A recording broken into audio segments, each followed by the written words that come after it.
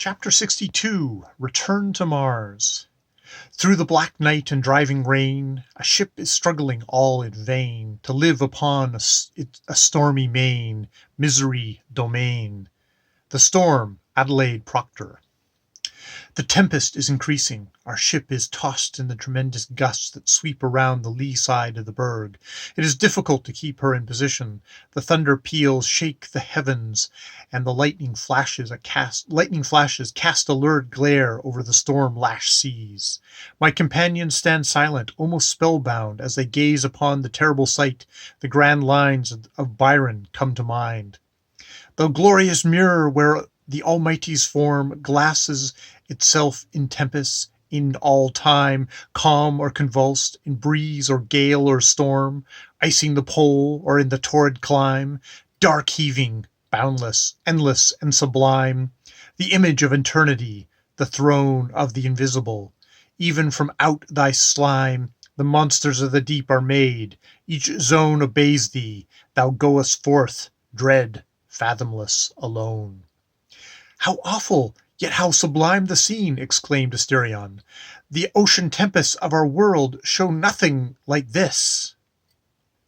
Our globe being thrice the circumference of yours, our oceans have far greater sweep, said I. You should witness some of our equatorial storms on the Atlantic, the cyclones of our Indian Oceans, or the hurricanes of the tropics. We may encounter some of them on our aerial voyage over the world. The American vessel is now plainly seen by the lightning flashes, swiftly scudding over the waves and heading for the north. She careens almost to her beam ends, now proudly mounting the foam-crested billows, now sinking down deep in their dark and fathomless gulfs. Great heaven! Exclaimed Altiphora. She cannot live through this terrible sea. She will be lost. I think she'll weather it, I replied. She's a fine sailor, trim-built and splendidly handled. She rides the waves like a seagull, is manned with American sailors, the best in the world. Heaven grant she may safely reach port, said Asterion. It will be impossible for us to board her, said I. Neither can she lay to as we approach. Our ship will be driven straight right over her masts. I must go up on the deck and throw my casket in her rigging as we pass over. Let me attend to that, said Rtrn. No man on this ship but I can keep his foothold for a moment on this deck when we fly out from the berg. I have been whirled up and down amid the waves many a time when mounted on my ocean steed. Have you forgotten Leviathan's battle with the swordfish? How I clung to the saddle and whipped them to pieces with my cat-o'-nine-tails? By Pluto, how I wish he was here now. We'll get aboard, ship and all, and he'd carry us safely through this tempest. I'll go up on deck, and when all's ready, pass the casket up to me. I'll fling it to the vessel's rigging as we pass over. And Rtrn ascended the companion way. And when 'tis done, said Captain Susenac, I'll shoot the ship above the storm belt and fly straight to the South Pole. The furious howling of the tempest now rises high above the dreadful roaring of the sea. The storm-driven vessel comes in full view, plainly visible by the light of her deck lanterns. Her masts, yards, and rigging curve stiffly forward as she flies madly on, the billows chasing her like hungry tigers their prey. The whirling foam sweeps over her deck. 2 steersmen are lashed to the wheel, their hair flying up in the wind, their eyes fixed ahead, every nerve and muscle strung to its highest tension as they hold that wheel with a grasp of iron. Here and there a sailor is lashed to the railing or shrouds. High in the foretop is another sailor lashed to the crosstrees.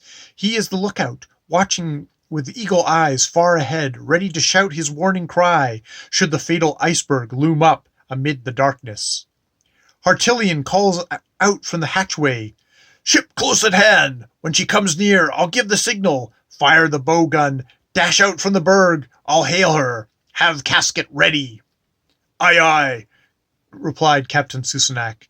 The moment pass. She is now within 3 cable lengths. Fire! Shouts Rtrn. The gun is discharged. The man on the lookout turns his face towards us. The lightning flashes shows his countenance blanched with terror. He has discovered our ship like some vast ethereal monster amidst the darkness. All's ready, calls out Hartillion. Make for the vessel, orders Captain Susanak. One turn of the rudder, one lash of storm wings, and like an eagle from her eyrie, our ship dashes out right into the heart of the tempest. Ship ahoy! Rings out of the mighty voice of Hartillion, its clarion tones rising high above the awful din. Reeling, staggering, trembling, our brave ship drives on through the darkness. Hark! A heavy trampling resounds from the deck, mingled with the loud rattle of a ponderous chain. Great God! Exclaimed Altafora, looking through the dome. Hartillion will be thrown overboard. Not he, replied Asterion. See how he holds to that chain with a grasp of iron. Be all ready, Lieutenant, Hartillion cries. We'll fly over the masts in 3 minutes. The moment has come. I will now place my tablets within. Will my friends of earth ever see these lines?